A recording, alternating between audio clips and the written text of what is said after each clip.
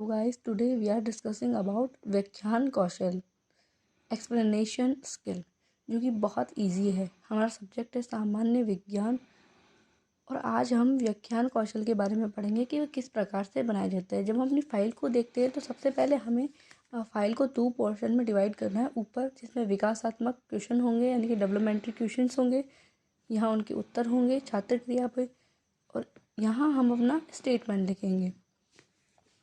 सबसे पहले हमें 2 प्रश्न बनाने हैं, जैसे यहाँ बने हुए कि किशोर अवस्था की समयावधि कितनी होती है। मेरा टॉपिक है किशोर अवस्था, तो हम इसी के बारे में पढ़ते हैं। किशोर अवस्था की समयावधि कितनी होती है।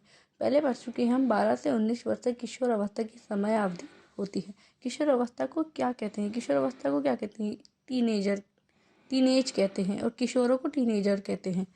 किशोर अवस्था। अब हमारा स्टेटमेंट पढ़ेंगे कि हमारा स्टेटमेंट क्या बोल रहा है।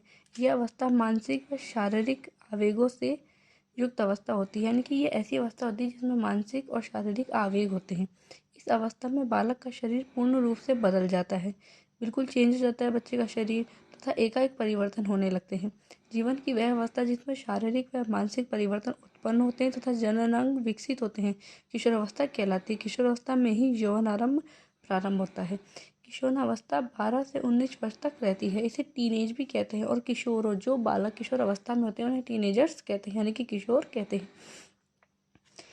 इतना करने के बाद बच्चों आपको साइड में एक मिनिएचर लगाना होता है, और उसमें इस टॉपिक से रिलेटेड आपको डायग्राम बनाना होता है, या फिर कुछ चार्ट बनाना होता है, या फिर उसमें कुछ समरी लिखनी होती है। जैसे कि मैंने यहाँ लिखा है टीनेज, जिसमें हमने शारीरिक बदलाव और मानसिक बदलाव 2 प्रकार के परिवर्तन लिखे हैं कि बालक के शरीर में भी बदलाव आता है, साथ ही साथ उसकी सोच विचार और मानसिक रूप से भी उसमें बदलाव आता है।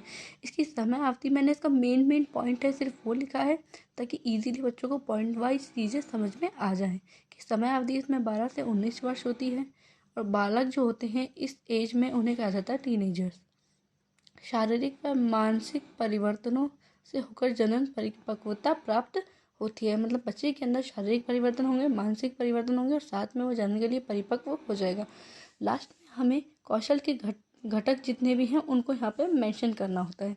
इस प्रकार हमारा ये व्याख्यान कौशल जो एक्सप्लेनेशन स्किल है वो पूर्ण हो जाता है।